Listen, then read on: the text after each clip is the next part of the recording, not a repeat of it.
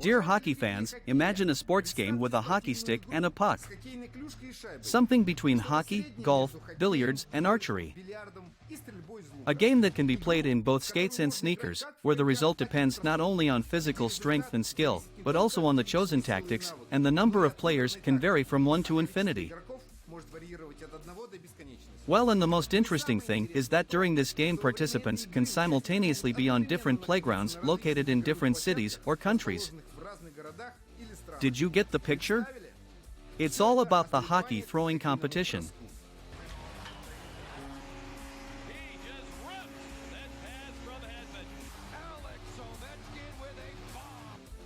Every year at the KHL and NHL All-Star Games, there are competitions for the most accurate and the most powerful hockey shot, which many hockey fans would probably like to take part in. We propose to combine these two competitions into one, adapt them to the conditions of game practice and make them more accessible, so that everyone can feel like a real star of big hockey. What are we gonna need for this?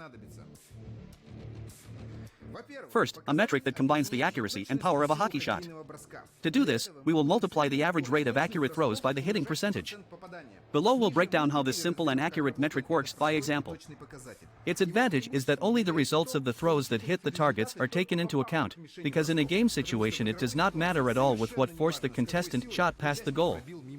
The second thing we'll need are targets in the form of holes. All-star matches use solid round plates as a target. A successful shot is scored when the puck hits even the edges of the plate, which in a game situation is a hit to the bar and can cause the puck to bounce in or out of the goal. The use of a target in the form of holes will provide an unambiguous interpretation of throwing performance. It is important to note that in the All-Star Games, participants do not use bottom throws in the accuracy contest, as the bottom targets are fixed high above the ice surface.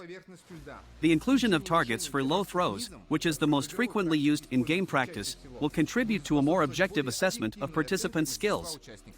And the third thing we're going to do is increase the number of throwing points. In all-star matches, throws are made from the same point opposite the target. Because of this, participants do not have the opportunity to demonstrate their skills from long distances and sharp angles. The sequence of points from which the throws will be made and the targets corresponding to these points in each match can be determined randomly, for example, by throwing a dice. This procedure will lend uniqueness and unpredictability to each game. Now let's imagine how a match between two competitors with 6 targets and 6 throwing points might play out. On the first target, the first competitor out of 10 flicks hit the target on the first, 5th, and 7th throws. That is, the percentage of accurate throws was 30%. The speed of the first click was 100 km per hour, the 5th 90 and the 7th 80. The average speed of accurate throws is 100 plus 90 plus 80 divided by 3, 90 km per hour. The final result is an average accuracy rate of 90 multiplied by an accuracy percentage of 30, yielding 2,700 points. The second competitor threw at the same target from the same point and out of 10 brush throws hit the target with the first, second, third, 5th, and 9th throws. That is, the percentage of accurate throws was 50. The speed of the first throw was 60 km per hour, the second throw was 75, the third throw was 65, the 5th throw was 50 and the 9th throw was 60.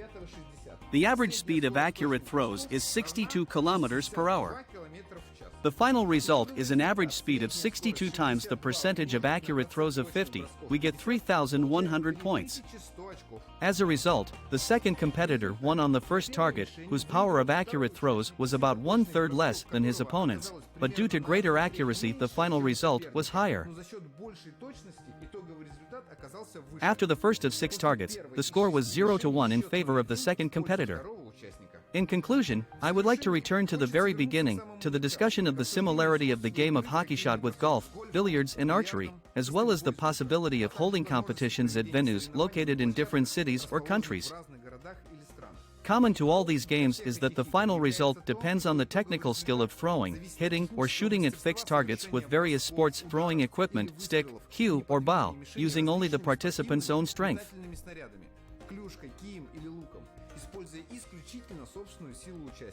And by creating the same conditions on different playing surfaces, ice, marking of throwing points, targets, pucks, devices for measuring puck speed and judging, hockey shot competitions can be held simultaneously online where the winner can be determined based on video recorded results. As such, the number of participants can vary widely.